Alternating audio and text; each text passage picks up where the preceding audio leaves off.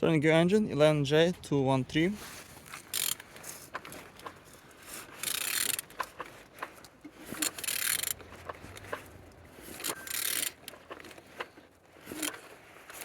Running good.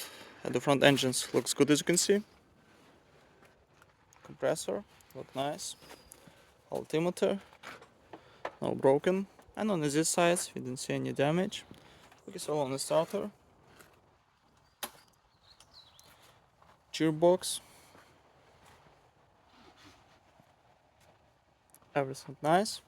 And on this side engines looks on good conditions.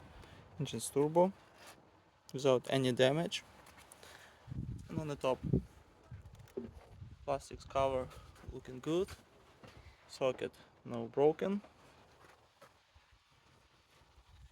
And on the bottom no cracks, no leaks.